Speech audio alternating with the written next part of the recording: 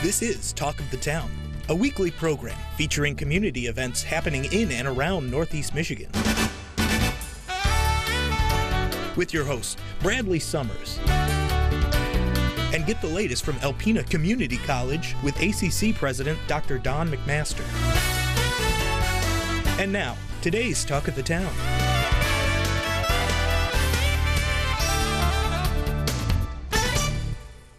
Good morning and welcome to Talk of the Town. I'm your host, Bradley Summers, and this morning I have a very special guest, Jennifer Callery from the Boys and Girls Club of Alpena as the board chair.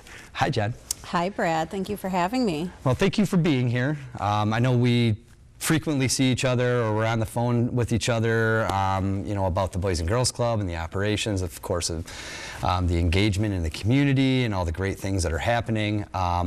One really important thing as an engaged board member as you are, that's motivated, talented, understands the needs of this community, is a big event that we have coming up. And let's talk a little bit about this big event. What is this big event coming? It is a big event. Do I get to say what it is? You get to say it. Okay, so we are at long last having our grand opening celebration on Friday, May 17th at 3 o'clock at our new building. It's been, I don't know how many years in the making. I've lost count. I think it was almost 5. 5 years? Almost 5 years, yes. Yes. So we have been operating out of the building for just about a year now, but we had, as you're well aware, just some last minute finishing touches, kind of the icing on the cake, as we call it, that we wanted to get complete before we invited the community to come over and cut the ribbon and celebrate all that new building represents for youth in Northeast Michigan. Yeah, it's pretty incredible, especially over the last year since we've kind of ended the project, but how many people are excited about this project and the buzz that's created around the community, and how many times yourself or myself have been asked, hey, when are we going to have a ribbon cutting? Yes. And I think that's, it's really awesome to be able to have this community celebration coming up. Talk about some of the fun things that are going to be some of the activities that are going to happen during this event. During this event, well, I don't want to give too many things away because we want you to come there and enjoy and celebrate with us in person. We've got a lot of great community partners coming from the public school system to the city of Alpena. The community college hopefully is going to have quite a few people there. DHHS, CMH, all of these wonderful community partners who are so important to working alongside us as we advance our own mission. So lots of fun to be had.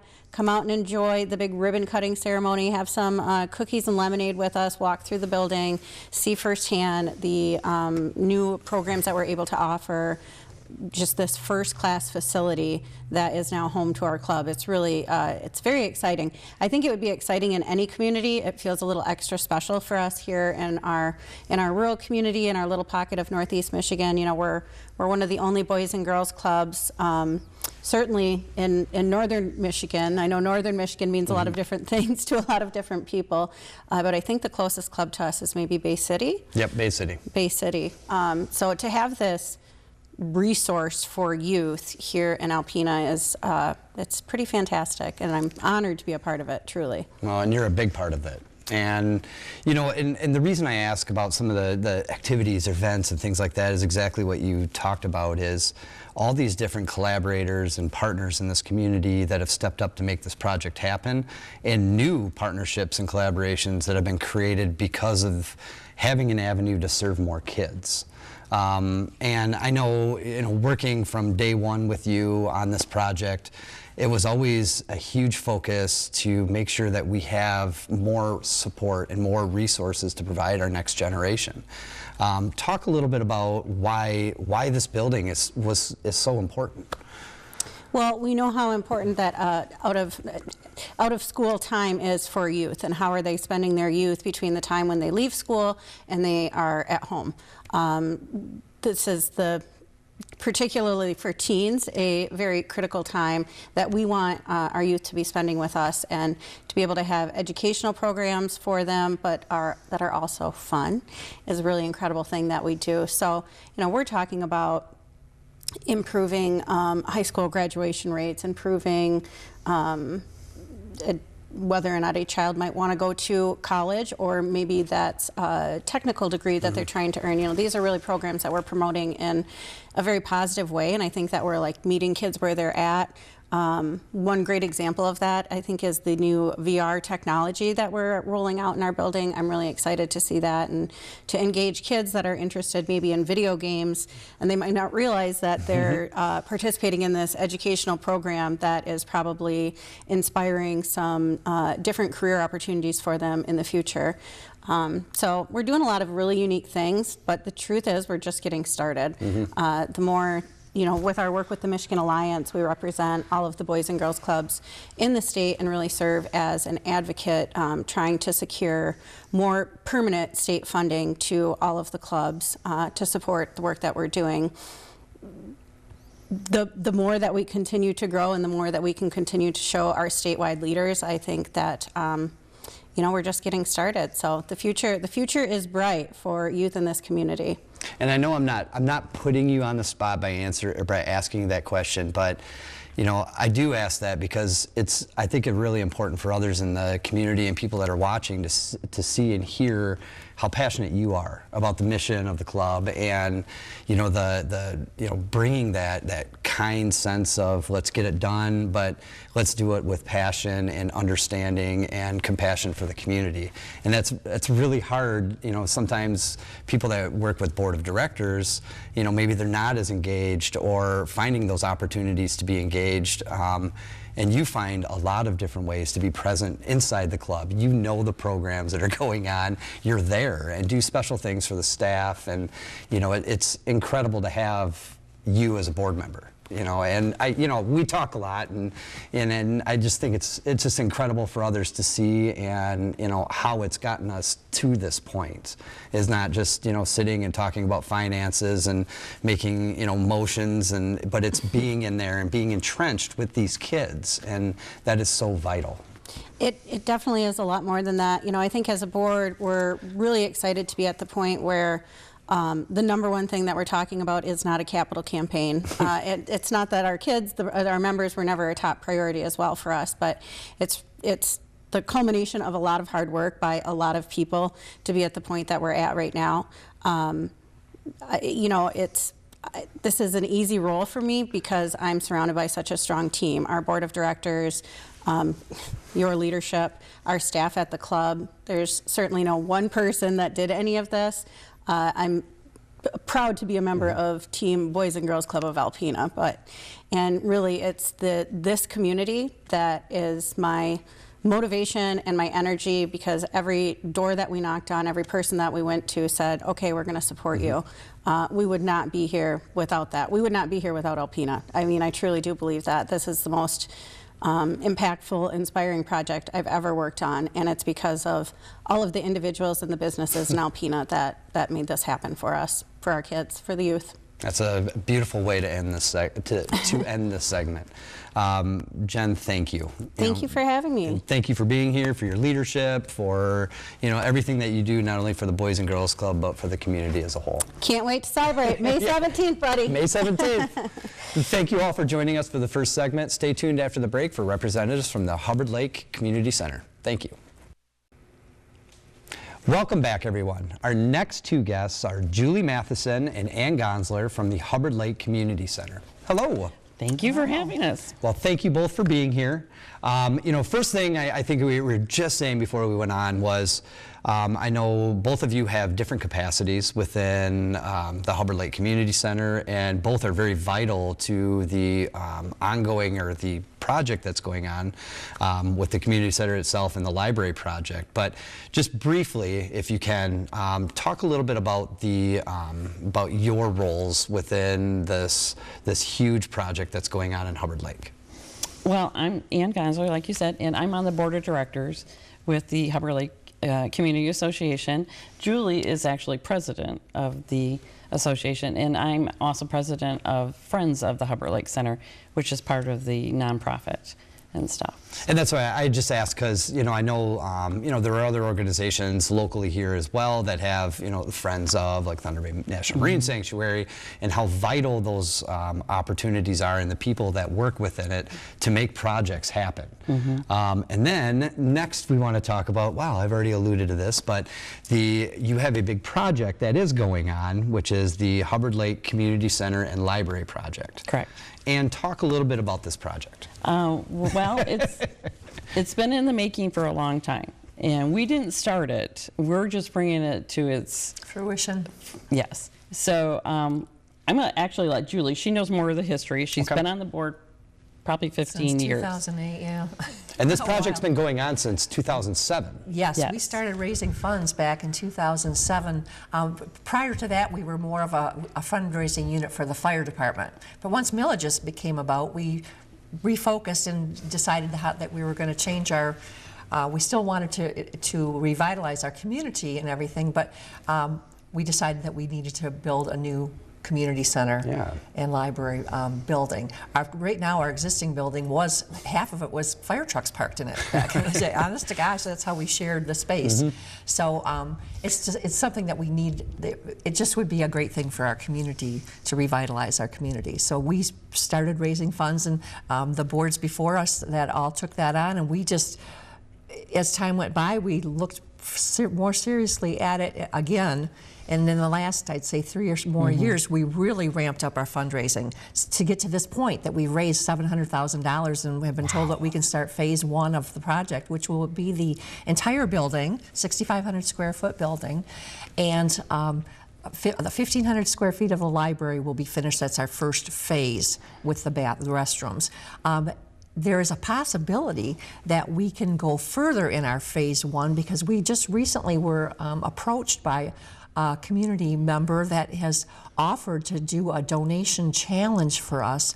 If we can raise $150,000 this year, they will match that $150,000. That's a big thing. That's a big huge, deal. huge thing. We're very excited. We know we can get this done, and we have the community behind us. It shows it, even just with the $700,000 on our own. This wasn't, federal funded or anything. This was us doing raffles or a dock raffle, a golf outing, things like that. And our community's behind us, and we're excited. Wow. And we're going to start. And we couldn't have done it without Bruce Dietz. We walked into there, and he has graciously said, I can help you. And we were like, yeah, we were floored. We were floored, and we were excited, and we are excited. We're going to break ground, and I can't wait. Bruce was has meant a lot to my project coming off at the Boys and Girls Club with our capital campaign as well, and he's so knowledgeable and forthcoming, and will do whatever it takes. And he cares about community. Yes. He cares about what we feel about our community, which is so important to us. We want everyone to feel welcome. And the community center can serve for veterans. It can serve for graduation parties. The library can have moms and me's. We can have story hour for children. The library right now is very small. It's old and it's dated. And Denise Baer, the director of the Alcona Library System, is excited to come into a new building. We're excited to be able to tear down the old one.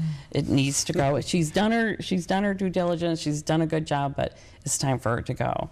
Well, and the nice thing about a project like this too, it creates more of an inclusive, including, diverse opportunities for the community. Oh, I mean, not just Hubbard Lake, but all of the surrounding areas. COVID put a big thing on where nobody was talking to one another, and I want to go back to that. I want to volunteer at the library for students. We actually are a bus stop. We want to offer tutoring for those kids in Alcona County. Things like that. We're excited. It'll happen.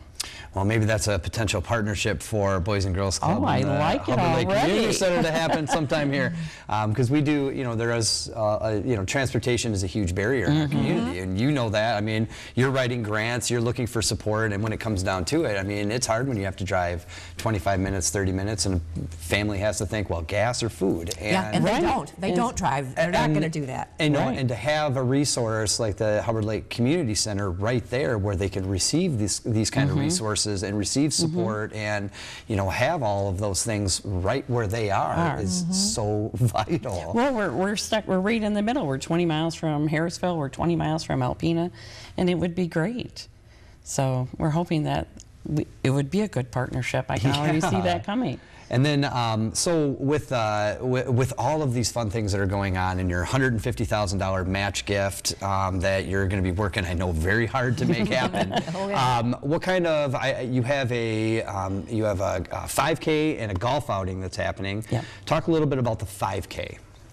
Go ahead. The 5K was actually brought up to at one of our meetings last fall from a community member, lifelong actually, that had remembered back in the old days when we had a triathlon and we had bike races and we had different things happening in Hubbard Lake, and stepped up and asked if we would be willing to help out. And her family wanted to bring this back to Hubbard Lake, and we were all on board. So this is going to be the first year in a long time, and this family has taken on this project. We are there, of course, as a support crew to help them out in whatever way we can. But this is not even the first time that we've seen this. There's been a few different instances where people in our community have stepped up, because we're a very busy board, and we can't. Fundraising is a big deal right now, and especially now with that donation challenge.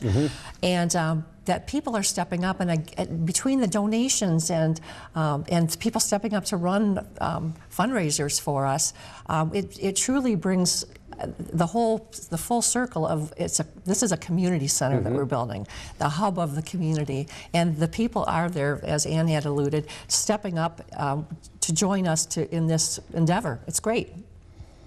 And you also have a golf outing that's coming up in August. That's August 11th. August 11th. That's on August 11th. That's been ongoing for probably over 15 years. We've been doing that for a while, but it's grown every year. Yeah. It's became a. It's at River's Edge. Yeah, at River's Edge, and it's our big fundraiser for us. Again, communities, people coming together for whole sponsors. The golfers are lined up. We basically don't even have to put a poster out because people want to be there for us. It is great, and we've got a lot of auction items, silent auction items that people are all bidding on. We do really well on that. So that's always the second Sunday in August, and so this year it's August 11th. Those are our two big ones, I think, this year. We also are working on a dock raffle. Hickory Dickory Dock has donated. Yeah, and it's not the first time. The Richardson family from Hickory Dickory Docks has They're very stepped supportive. up. They Very are, supportive. yeah, so much. And so those are our big fundraisers that we have going on right now. And again, we've had another 500 Club thing that's been going on for a couple of years now. Yeah, Ann can talk. We needed 100 families to donate $5,000, and we would have met our goal. We have 21. It didn't take very long, and we're going to continue that and see what we get. Well, I wish you both a lot of support, and I hope that you make your goal as that $150,000 goal. I hope you make like tomorrow. I know it's going to take time though, and both of you have a good sense of understanding your community and the community, and really understanding the needs of the people. So it's going to happen. Now, I'm predicting that. but thank you both so much for being here. And I look forward to having you back on the show to get more updates about the process or the progress of things are going, and more opportunities for people to be engaged with the project. Thank you so much for having us. We appreciate it. Thank you. And thank you all for joining us as we continue to look at the world of nonprofits in our local communities. Please stay tuned after the break for the ACC segment. Greetings, everyone, and welcome to Talk of the Town. I'm Dr. Don McMaster, president of Alpena Community College. I'd like to share with you this morning some of the things that are happening this week at ACC. It's a blur this week of activities and a joyous week, culminating in commencement on Thursday. But I'd like to share with you some of the things that are happening this week that just make this end of semester a really memorable, wonderful time. Commencement Thursday, we expect to have a couple hundred folks march, students, and many, many faculty, virtually all of them. A full house of family, friends, and loved ones. And in the most recent years, the Gymnasium Park Arena, where commencement is held, has been full. overfull, you might say. And if that is again the case this year, we have, for folks that want to take this option, you can sit in Grantham Theater, which is just down the hall. There's seating is frankly much more comfortable. And that seats about 240 folks.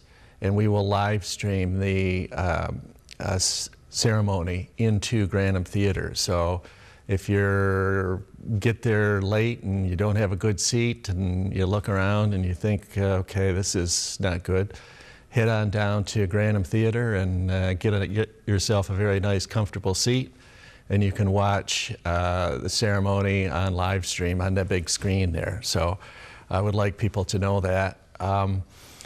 That's just a wonderful event. Last year we got about just through graduation, and a chant went up from some of the students, ACC, ACC, ACC.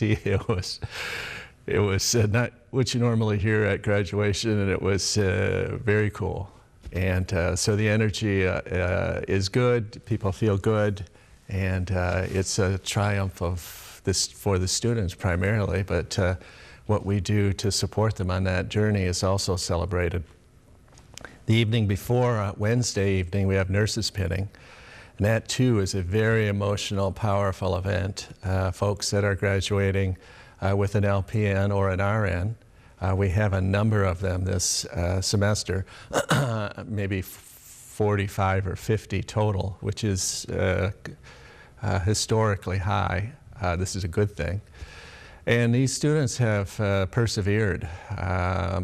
Many of them have life responsibilities. They're not straight out of high school, and the content is hard, clinicals are hard, there's a lot of pressure. And when their friends and loved ones see them be pinned as nurses, it's a wonderful thing. So that will be Wednesday. Friday, we'll have a staff development event in the early afternoon where we recognize people who have worked at the college for a long time. This is kind of just a time to relax, have a meal, catch our breath, reflect. Sometimes the reflection piece, it gets lost in the flurry of things that you're trying to get done. And it's always good to reflect, especially when you can reflect back on many good things. So Friday we have that in the early afternoon, and in the evening, or I should say at 6 p.m., we have our early middle college graduation. That's a partnership we have with Alpena Public Schools. There's a number of folks in that program. As I've talked about it before, it's essentially a 3-year program. With about 175 or 80 in that 3-year cycle. So a third of those, or slightly less, will be going through early middle college graduation. Many of them, some of them, will have associate's degrees already, or they'll be very near having an associate degree. This is a great thing because early middle college, the tuition and fees is paid by the state to the high school, who then pays the college. So there's no cost to the student or their parents. This is a phenomenal opportunity, and we promote it, and it is the fastest growing area of our work. So that's Friday, and then next Friday we will be relieved, I think. But I want to just share a little bit of time with an event that happened Wednesday. It was a new event. It was called The Last Lecture. And it was the idea of our new VP for Instruction, Dr. Paige Gordier. She has come to us after a long, distinguished career at Lake State University up in the Sioux, the 4-year school up there. And she had this idea to allow people who are senior faculty, to have an opportunity to reflect and say what they think to fellow faculty and staff. And she called it The Last Lecture, which is a wonderful name. And so we did that this week. Two of our best faculty, Steve Lewis, he teaches in the four-year program, the Electrical Systems Technology degree, which he created from the ground up. And Kendall Sumricks, who is a longtime science and chemistry instructor. They both have served at the college more than 30 years. And just very credible, widely respected, well-liked faculty. And they had an opportunity to share their thoughts, and it was very moving. We were in Fitzpatrick Hall, and it was packed. And they spoke about what their career had meant to them and the joy that they'd experienced in teaching. And really, as you might expect, they really focused in on the students and what was important to the students and how important the students are and what our role, and not just now, but in the future, at present, and in the past. They connected to many of significant faculty people that influenced them early in their career. Herb Gamage, both referenced Herb as a phenomenal teacher and a bright guy, and it was a wonderful thing. So there's lots going on at ACC. I've got just a couple of seconds left. I've total change in direction. Want to salute the Elkona Tigers for winning Knowledge Bowl for the second straight year. Go Tigers. Proud alumni there. And we'll see you folks next week, and thank you for watching Talk of the Town. This has been Talk of the Town with your hosts Bradley Summers and Dr. Don McMaster. For a list of community events taking place in Northeast Michigan, please visit our website at WBKB11.com and click on our community link. This has been a Queen Bee's Knees LLC production, a Morgan Murphy media company. All rights reserved.